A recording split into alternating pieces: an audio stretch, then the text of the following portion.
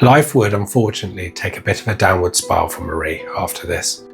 Whilst her husband was crossing the road, he was tragically killed by a horse and cart.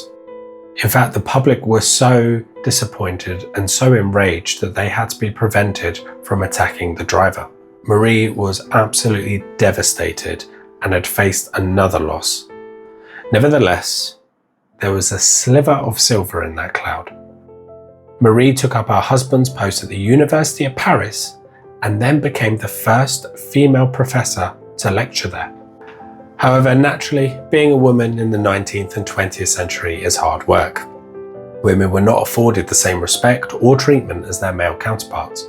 While Marie was lecturing and researching, she often faced criticisms on her atheistic beliefs, her Jewish heritage, her nationality, and also her love interests after her husband's passing.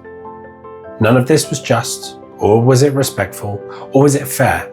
But Marie didn't let that hold her back from her work as a scientist or a mother.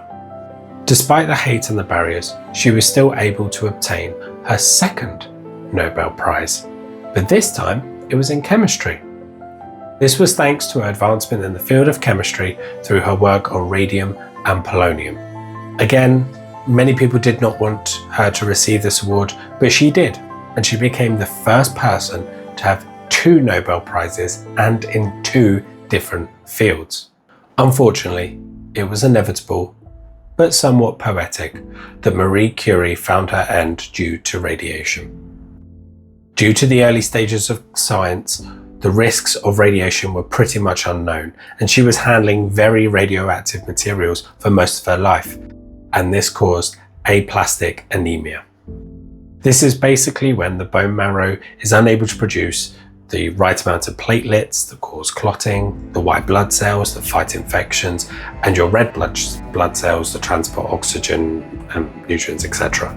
But despite her difficult end, she will always be remembered forever in science.